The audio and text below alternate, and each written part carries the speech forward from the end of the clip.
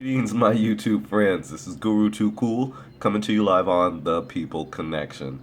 Thanks for joining me, and I really appreciate your time and your hanging in there. I know I haven't done any videos for a while, but I promise to change it up a little bit and see if we can get some discussion, some comments going, and get some little inner engagement going on here. With that said, let me go on to my first article that I'm gonna post out here. That's a little different than the hoverboarding. After the hoverboard fiasco, I've moved on to a whole nother palette. So with that said, let's move on. Okay, you would think this is an April Fool's joke as it is put out on April 1st, but first of all, I want to take you to the very top of this article where it's listed under monkey cage. This article is about Africa, and I just find it a coincidence that they listed it under monkey cage of all things. This article is about history, and yet they listed under monkey cage. You guys are not fooling anyone. Anyways, this is the article that I'm going to be discussing.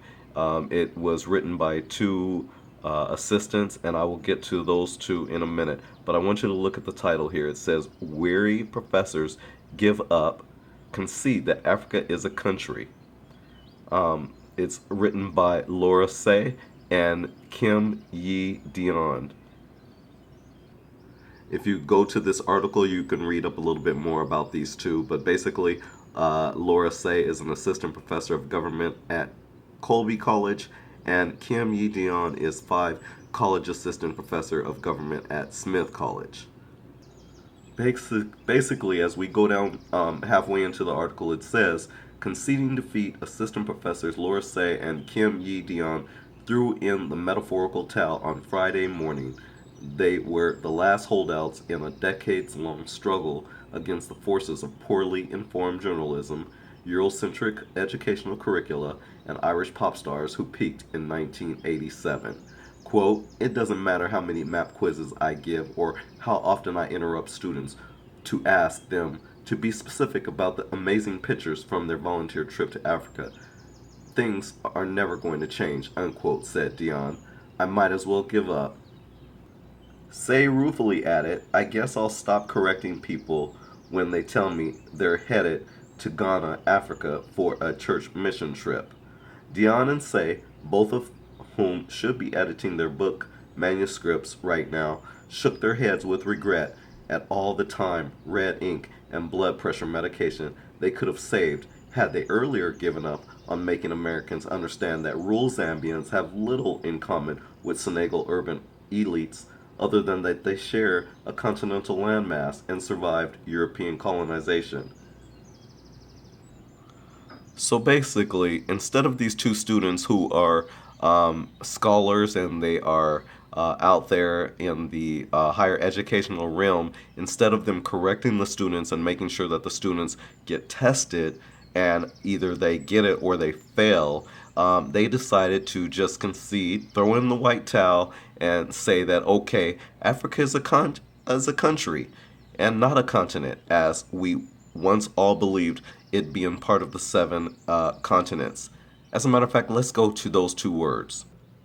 As I don't rely so much on Wikipedia because I understand that the people who put information in Wikipedia, they put what they wanted to put in there. So there is a lot of information that's just not out there in Wikipedia. But I will take their definition of what continents are. It says most people recognize seven continents: Asia, Africa, North America, South America, Antarctica, Europe, and Australia from largest to smallest, although sometimes Europe and Asia are considered a single continent, Eurasia.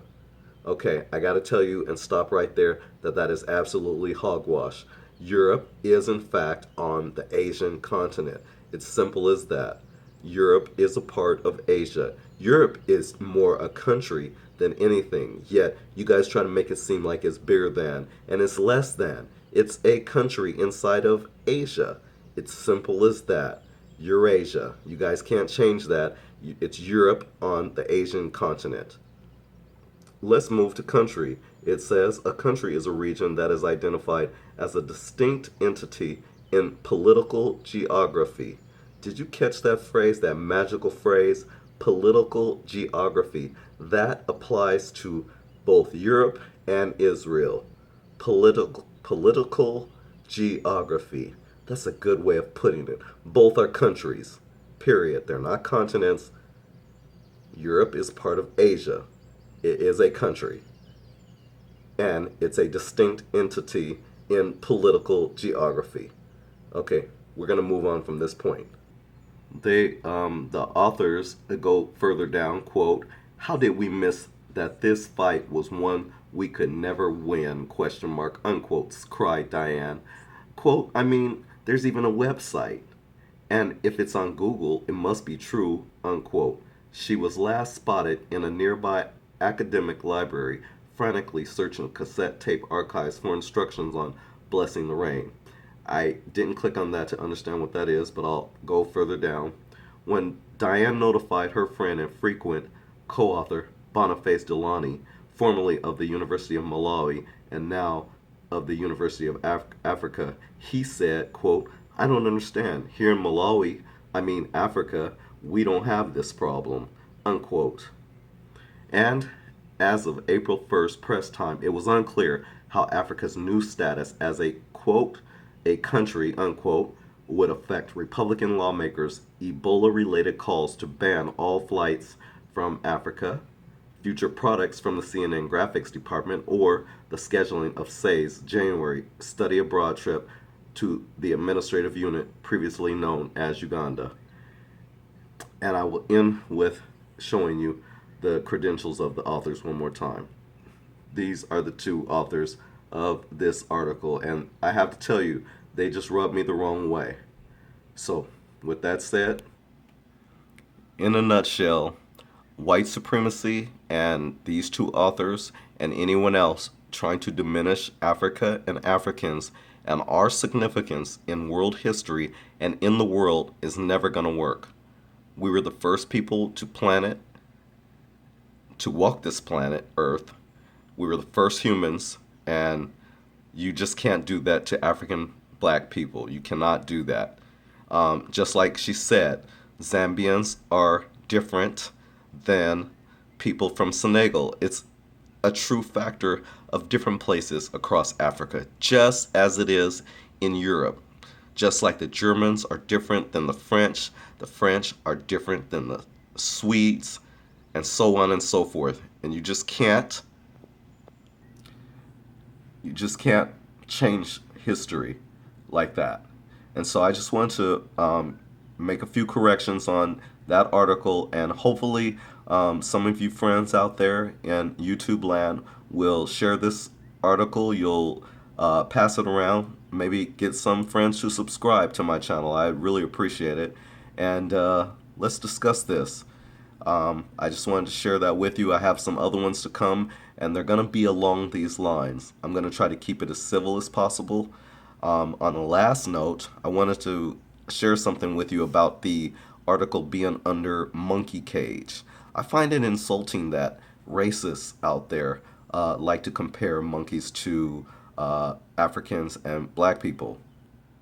I find it insulting because, number one, on the evolution chart that all of us have been taught in the schools from elementary school to growing up in junior high to high school, even college, they show the evolution charts that start off with about 3, 4, 5 primates or monkeys, and then it ends up with a white man on the end.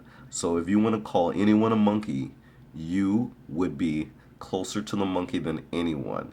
I'm just saying, for those of you who are out there trolling and being very rude and nasty and referring to black people as such, I think you really should check your nearest evolution chart. You can go to any public library and you'll see who stands right behind the primates, who stands right behind the monkeys. With that said, this is Guru Too Cool. Thank you for joining me on The People Connection, and I will see you next time. Peace out.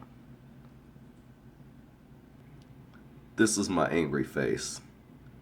Peace.